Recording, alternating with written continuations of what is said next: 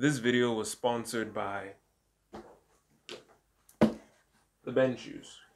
Get yourself a pair of shoes, people. I'm a classic man. You can be me when you look this clean. I'm a classic man.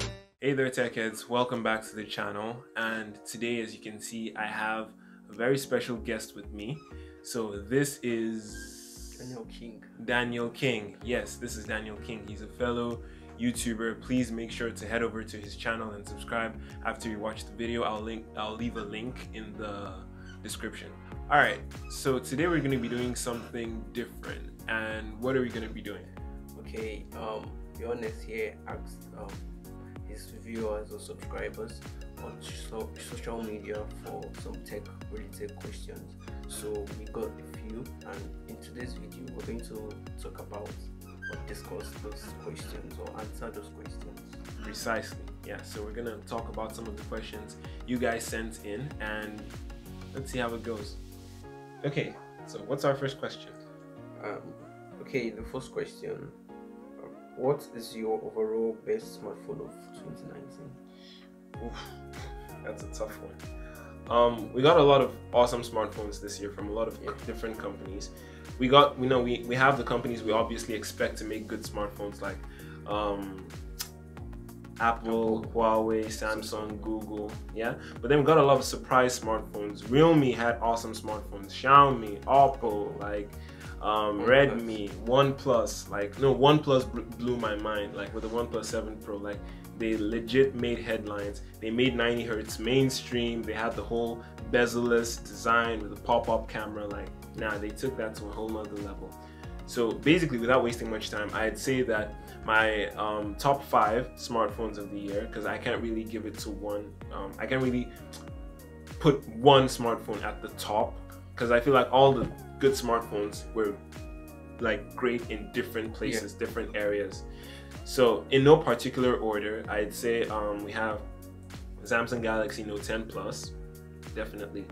Have the Google Pixel 4 XL, because I feel like the XL is the only version worth buying because of the battery.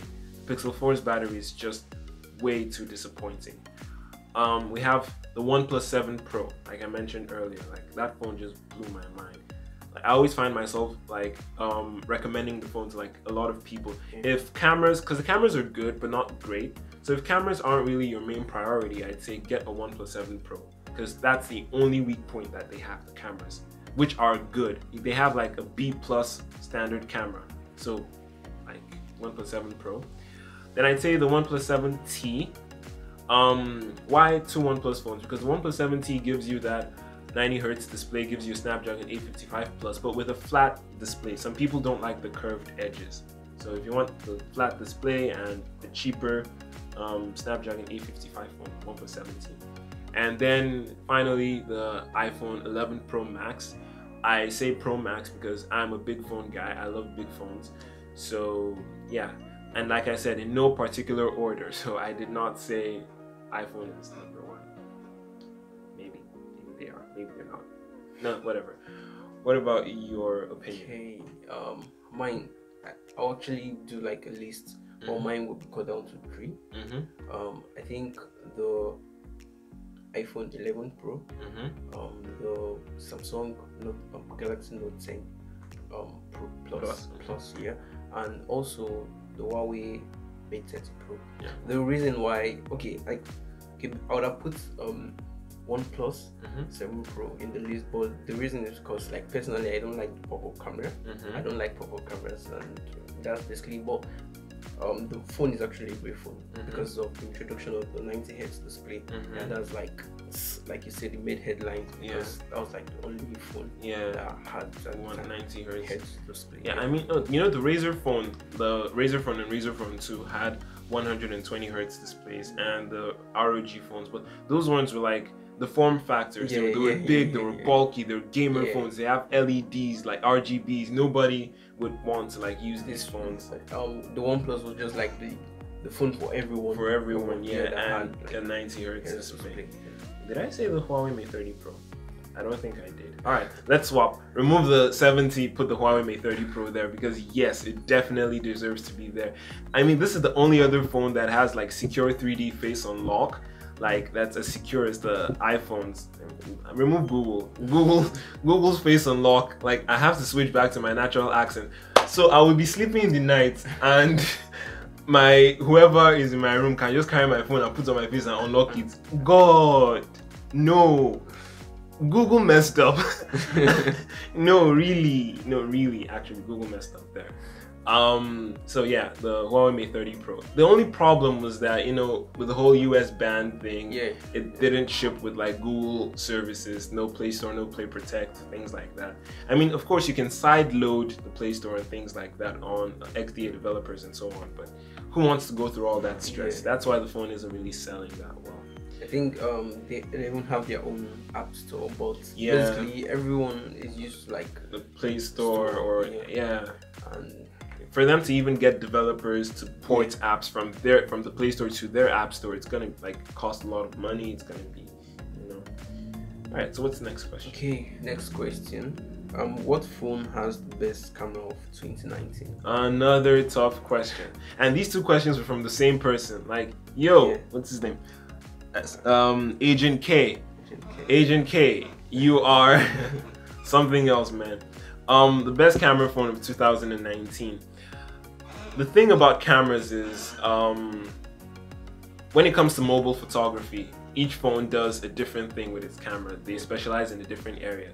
But I'd say if you want the camera that would give you the least amount of problems, that's the most consistent, that's the most reliable, that's, you know, you're always guaranteed to take good pictures with this camera, then I'd have to give it to the iPhone 11 series, like the 11, the 11 Pro, or the 11 Pro Max. Whichever one you go with, you're going to be fine. I would have said the Google Pixel 4 or 4 XL because the Pixel 2 and Pixel 3 had the best cameras, but their lack of an ultra wide angle camera like completely eliminated them. They lacked one whole perspective. I mean, you saw the Xiaomi Note 10, the Mi Note 10, it had 5 cameras. Like, what? And a phone can have 5 cameras and you want to tell me that Google can't have 3? What? No, it was disappointing. And I mean, in some situations, like just shot for shot, like looking at pixels, looking at saturation, looking at color temperature, the iPhone just came out on top. So yeah, if you want the best camera 2019, iPhone 11 series. What's your opinion? I'll go with yours. So like I prefer the iPhone 11 Pro. Okay. Yeah, it's good. Okay. It's like the phone that has like most features that would a normal user would want. Yeah, it's a phone that you can just bring out of your pocket and just take a picture and it's be nice. Yeah. So basically. Plus, I mean, we have slow fees, so slow fees. Okay. This question: iPhone or Android for a 2-year iPhone user? All right. So this person has been using an iPhone for 2 years, and they want to know if they should switch to Android. I would say, why have you been using an iPhone for 2 years? Is it because of the hardware or the software? Because if it's hardware, then there are Android phones that have, like, will I say better or more appealing hardware than Apple does. But if it's software, then I mean, iOS is really good. It's really good. It'll be difficult for you to find an Android equivalent to iOS, like that's fast, that's smooth, that's simple, that's like, you know, it doesn't stutter, it doesn't lag. I think the closest we have to that is OnePlus with Oxygen OS and 90 Hertz display. And the gesture system on iOS is like awesome. In fact, that's what Android 10 basically copied for like the Android 10 gestures. So yeah, I feel like it all depends on your priorities. What do you want? If you need to have iMessage, if you need to have iOS, if you need to have all the great things from iOS, then definitely stick with an iPhone because you can't get that anywhere else. But if you want a phone with like, you know, that's like full screen, 100% screen to body ratio, I'm sure there is an Android phone that will have that. If you want a phone that has like, you know, fast charging, there is the Oppo Reno Ace. It charges from 0 to 100% in 29 minutes. And it's not a small battery, it's like above 4,000 milliamp hours. You're charging a 2-day battery in 30 minutes. Like, think about that. and it was just this year that Apple brought the 18-watt fast charger to the iPhones. Before that, everything had only 5 watts of charging. So I mean, it all depends on what you want. Are you going for hardware features? Are you going for software features? You have to, like, you know, sit down, write a list, and choose whichever one, you know, fulfills your criteria the more, I guess. Okay. What do you think about that? You've actually just explained everything. Yeah. I think that's probably what the person should look at, the priorities. What priorities you have? Do you like the cameras? Do you like more of the software? Like we can say Apple software is like, I like it because it's very optimized. Yeah, their OS is very optimized. So maybe that's what you like about the iPhone. You like the software. You like how it feels. But when you come to Android, you see a lot of hardware upgrades and different stuffs added to the phone. So Android, yeah, exactly. Like, you know, like the way Apple has like long and fast updates, like things like that. Your phone keeps getting updates for like a long period of time. Android doesn't have that because of like fragmentation, different manufacturers, like, you know, bottlenecking your upgrades. Like Samsung has been notoriously slow with like rolling out updates. OnePlus is like fast, you know, things like that, like inconsistencies like that. You just have to deal with them in the Android world. What's the next question? Okay, the next question here is someone asking if he or she would prefer buy. Okay, should I buy Android or iPhone? I don't know why everyone wants to know if they should get an Android or an iPhone. People see me as an Apple hater. So they stopped asking me that question a long time ago. I'm actually surprised to see this. I don't hate Apple. I mean, like we said earlier, it all depends on your preference. It all depends on your choice. Whatever floats your boat, man. Whatever your priorities are, get an Android if you want customizability, if you want, like, you know, groundbreaking hardware and stuff. Get an iPhone if you want like a very tight ecosystem, if you want, like, you know, connectivity, if you want great features, software features, smoothness, simplicity. Can't go wrong with an iPhone. And the iPhones have good hardware too. Like, I think they're the only phones I know that ship with stainless steel frames. Most Android phones use aluminum, which is like softer. You know, they switched to stainless steel because of the whole iPhone 6 Plus bend gauge thing. And when you keep an iPhone 6 Plus in your pocket, it bends. Because Apple wanted to make the world's thinnest phone. They went to use soft aluminum. Nevertheless, I mean, no, their hardware game has been good. If only they could get a way to shrink that notch. Apple. All right, next question. Okay, next question here, it's X. Okay, the person actually, it's iPhone X and iPhone XR.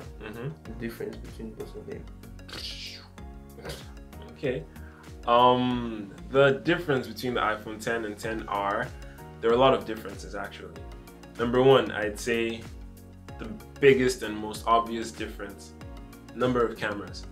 iPhone 10 has 2 cameras, the main sensor and telephoto lens. iPhone 10R has 1 camera. The thing about iPhone 10R is, okay, for example, if you want to take a portrait mode picture, it has to see a face. It doesn't take portrait mode pictures of objects. It was the recent iOS 13 update that allowed you to take pictures of objects like without it seeing a face because of the lack of the telephoto lens. And also the display. Yeah, we all know that iPhone 10R's resolution is pretty low. It's like 720p compared to 1440 or is it? Yeah, compared to 1440 on the iPhone 10. So it's like quad HD versus HD. Yeah, I mean, some people say when you're seeing it, like when you're looking at the both of them, it doesn't show. But trust me, I've noticed the difference is very clear. Saturation, color temperature, sharpness of you know, things like that.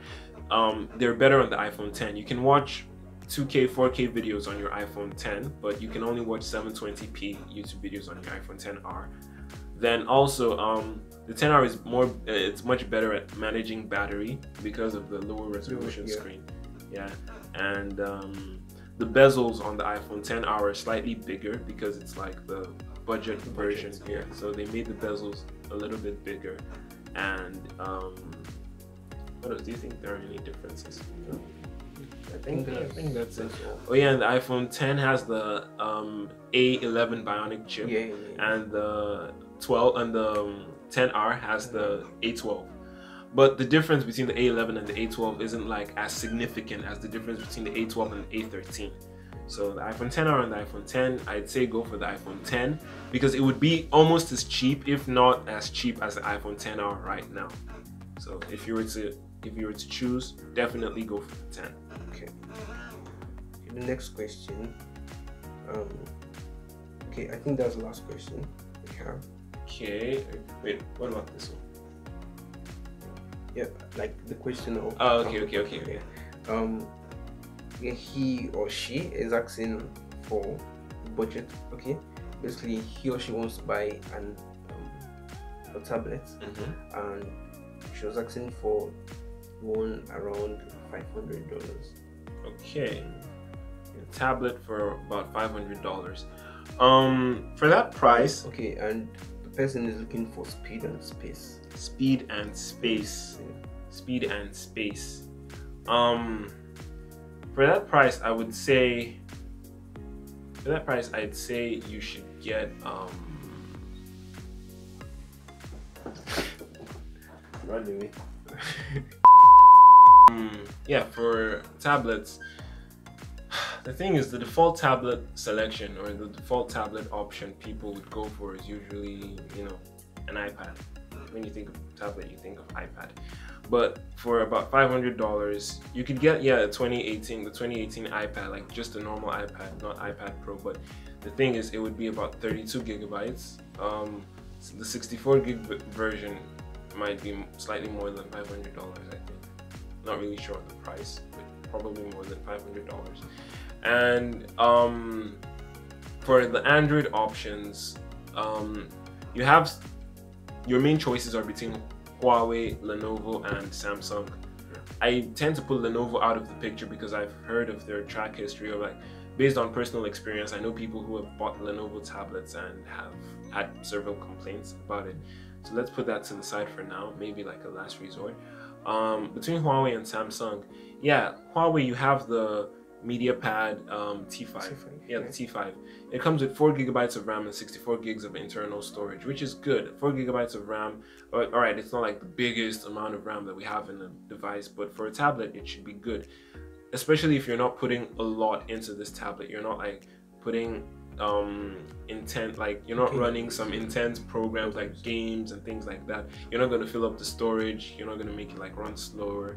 I think the MediaPad T5 would be your best bet. But then on the other hand, we have the Samsung Galaxy Tab A, the 10-inch version.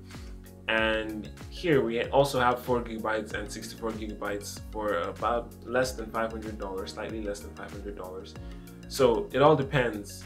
You're going for Huawei, you're going for Samsung. Samsung's A series haven't had the best name, but I think 2019 fixed that a little bit. And so I'd say it all depends on your preference in brand or in company, I guess. Are you more of a Huawei person or are you more of a Samsung person? And also you'd have to have some physical experience with these tablets, test them out at the store, try to find out some more features, and then make your decision. Do you have any other suggestions or something I hadn't mentioned? Okay. That's all?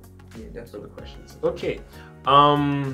So that's all for the question part. But then before we go, just one little thing I wanted us to talk about.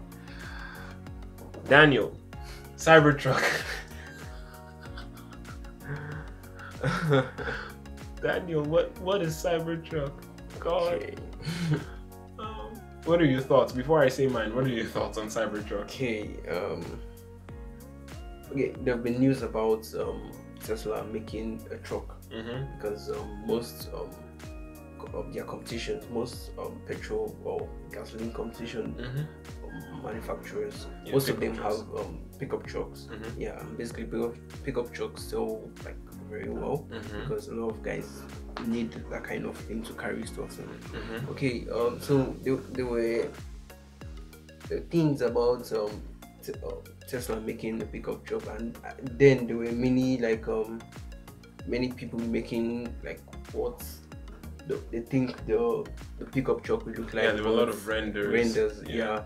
and Elon just Elon Like, really surprised us. Elon Musk is a troll, Yeah. and I love him so much for it. Yeah, and basically, like I heard that he actually stated like what it would look like in on his Twitter, and everyone thought like, basically, like that's not going to be. It's not possible. Yeah, but actually, he did what he said.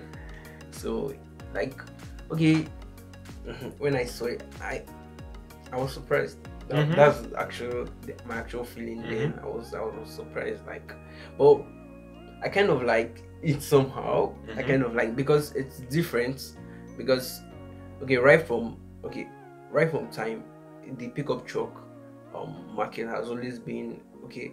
This pickup truck will look like that, but basically there are only small differences. Like every pickup truck It's like they're all based on one form, one mold, and then they add some things on top. Tesla decided to take it to a whole nother level. Yeah, and they brought out the Cybertruck. I like the concept. I like the fact that it's different, and based on reviews, people that have driven in it, they said there's a lot of space inside, and basically that's what you need to pick up, because I've entered some pickup trucks and my legs will be like tight and squeezed together and stuff. So basically I think Tesla actually like the idea of them bringing out the pickup truck. I think they're bringing out in 2020. Yeah, I think 2022. 2022.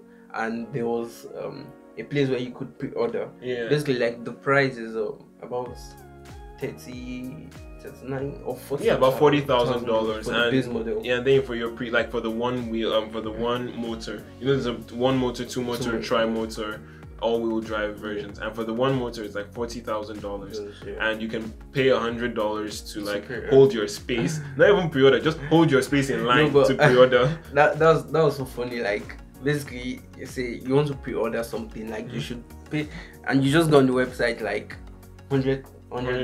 Yeah. I just go on their website now and be like, I'll just pay $100, and I'll be like, I own a Cybertruck. Yeah, but that's the thing though. The $100 is like, you know, Elon could have made it like $500, $1,000, and non-refundable, so that, you know, okay, if you're pre-ordering it, you want to buy one. But he made it $100 and it's refundable, because like, he wants people to be sold on the idea. He wants people to embrace it. And basically, like, I heard the numbers. I think they've gotten up to 200,000. Yeah, but 200,000. It's like pretty impressive actually.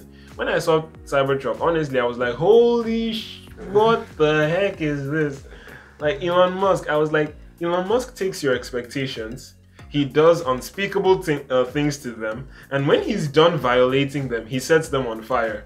That's Elon Musk for you. Like, when he came out on stage, I was like, this is a tank. Like, this thing, you can basically just put a Gatling gun, put a machine gun at the back, and it looks like something from Halo or Call of Duty. Like, it doesn't look like a vehicle that's supposed to be on the street. And they smashed this thing with sledgehammers, nothing, reinforced steel. Like, what?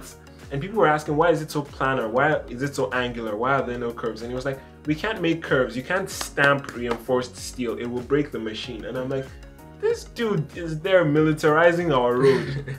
Like, and basically, like, if you're a person that keeps a low profile, you can't really use because when you're on the road, like, everyone is using like a normal pickup truck, and then you're just cruising with Cybertruck, looking like you want to destroy.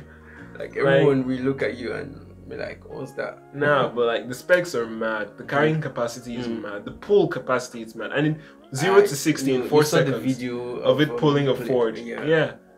Like, and then the 0 to 60 in 4 seconds. Like, it's fast as well for a pickup truck. Like, nah, kudos to Elon Musk and kudos to Tesla. Like, nah, that was cool. And I know a lot of people are gonna be like, but they were throwing glass metal ball at the window, and the window broke. But like, yo, they smashed the doors with sledgehammers.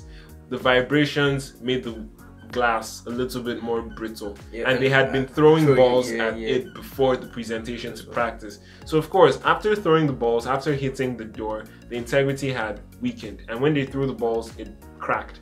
But it didn't go all the way through. like the glass hit the window and bounced off. The window was cracked, but the ball didn't go all the way through the window. Yeah. So like that's to show that the glass was actually pretty strong. Yeah, I mean, no, Cybertruck. Honestly, man, if I had $40,000, I wasn't doing anything. You'd see me in 2022 driving Cybertruck. Like, well, before then, maybe you might make some changes or something. yeah, because that the one we saw on the stage was like the only working prototype. Like that was the only prototype they had.